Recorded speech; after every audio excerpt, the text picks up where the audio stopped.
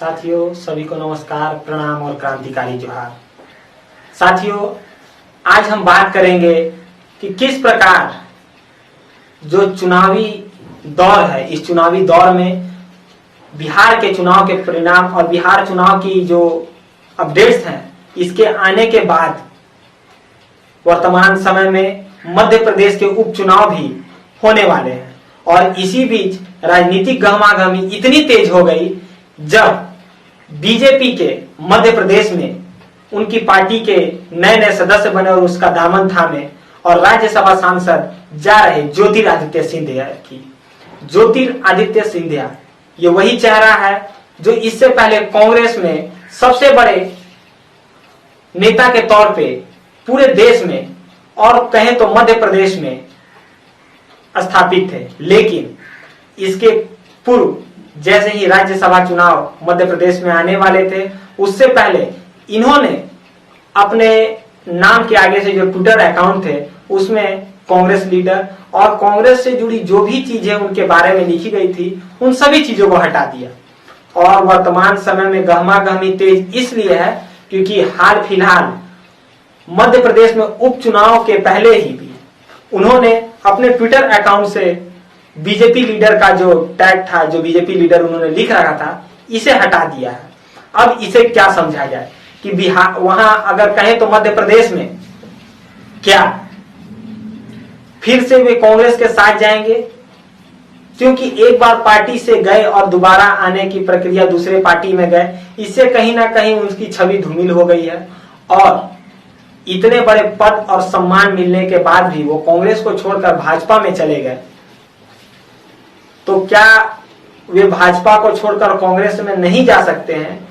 इसकी गारंटी ना तो भाजपा दे पा रही है और ना ही कोई अन्य संगठन।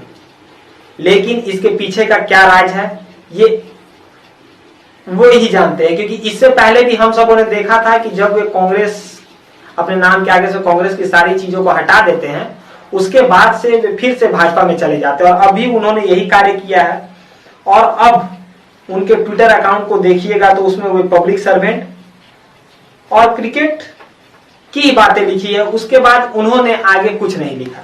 मध्य प्रदेश उपचुनाव के पहले अगर हम देखें तो प्रशांत किशोर ने भी अपनी भूमिका को किस प्रकार जोड़ा है इस मध्य प्रदेश चुनाव में, या कहें तो मध्य प्रदेश उपचुनाव में वे कांग्रेस की ओर और कांग्रेस को समर्थन देने का काम और कांग्रेस के प्रचार की बागडोर खुद संभालेंगे। या कहें तो ये वही पीके हैं जिन्होंने पूरे भारत में किस प्रकार ब्रांडिंग के माध्यम से बीजेपी की सरकार को सत्ता में लाया। उसके बाद बिहार के चुनाव को देखें तो बिहार चुनाव में भी उन्होंने आरजेडी और जेडीयू के गठबंधन से पूरे भारत में ये खलबली मचा दी थी कि किस प्रकार एक बिहार का साधारण सा व्यक्ति और राजनीतिक विशेषज्ञ और राजनीति को पूरी तरह से समझने वाला इस व्यक्ति ने हर ओर राजनीतिक द्वंद्वियों के साथ साथ सत्ता पक्ष और अपने जो विरोधियों को भी अपनी ओर आकर्षित कर लिया था, वो व्यक्ति भी वर्तमान समय में कांग्रेस का साथ देगा। तो क्या इन सब चीजों से ज्योतिरादित्य सिंधिया डरे हैं या फिर वो फिर से किसी अन्य संगठन का दामन थामेंगे?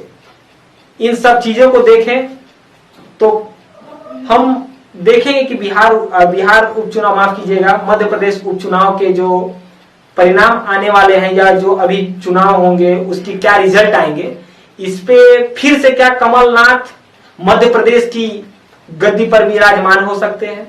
क्या फिर से कमलनाथ को हम सब मध्य प्रदेश के सीएम के रूप में देख सकते हैं? ये तमाम अटकलें तब होंगी जब मध्य प्रदेश उपचुनाव संपन्न होंगे। लेकिन इन तमाम चीजों के बीच फिर से ये जो गहमागहमी तेज हुई है, इसे चर्चा का विषय जो है, इसे नकारा नहीं जा सकता कि क्या ज्योतिरादित्य सिंधिया फिर से कुछ अगला कदम उठाने वाले हैं या फिर वो किसी अन्य संगठन के साथ जाएंगे। धन्यवाद।